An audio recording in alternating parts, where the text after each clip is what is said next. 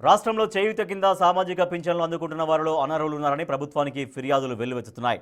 నిరుపేదలకు అందాల్సిన చేయూత సొమ్మును అనర్హులు దాడి మళ్లిస్తున్నారు. ఇటీవల 4 జిల్లాల్లో పైలట్ ప్రాజెక్టుగా చేపట్టిన సోషల్ ఆడిట్ నిర్వహించగా పలు వాస్తవాలు వెలుగులోకి వచ్చాయి.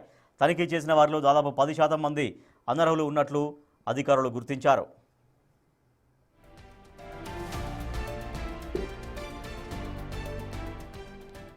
గ్రామాల్లో ఫేషియల్ రికగ్నైజేషన్ తీసుకొని పింఛన్ ఇస్తుంటారు. ప్రత్యేక పరిస్థితుల్లో ఉన్న వారి పింఛన్లను కార్యదర్శులు డ్రా చేసే వెసులుబాటు కల్పించారు. ఈ క్రమంలో పింఛన్లు తీసుకునే వ్యక్తి చనిపోతే డెత్ సర్టిఫికెట్ ఇవ్వకుండా వారి పేరుపై పింఛన్లు కాజ్ చేస్తున్నట్టు తెలిసింది. పోస్టాఫీసు కంటే బ్యాంకుల ద్వారా లావాదేవీలు జరిగే చోట అవకతవకలు ఎక్కువగా జరుగుతున్నట్లు గుర్తించారు అధికారులు. దీంతో వందల కోట్ల ప్రభుత్వ సొమ్మును సంపన్నులు చనిపోయిన వారి కుటుంబ సభ్యులు కాజేస్తున్నట్లు సర్వేలో తేలింది.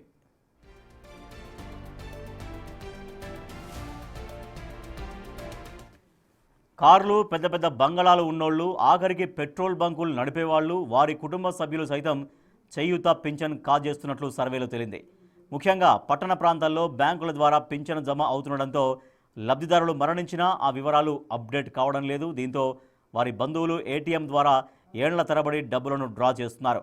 సూర్యాపేట, కరీంనగర్ వంటి ప్రాంతాల్లో కేవలం 25,000 మందిని పరిశీలిస్తేనే 2,000 మందికి పైగా అనర్హులు తేలారు.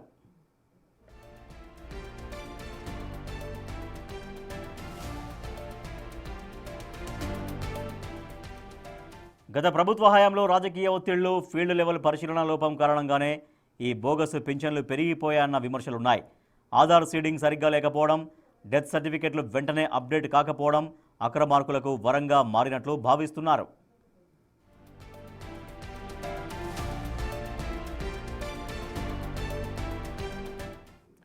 సోషల్ ఆడిట్కు సంబంధించిన పూర్తి నివేదిక పంచాయతీరాజ్ శాఖ నుంచి ఇప్పటికే ప్రభుత్వానికి చేరింది.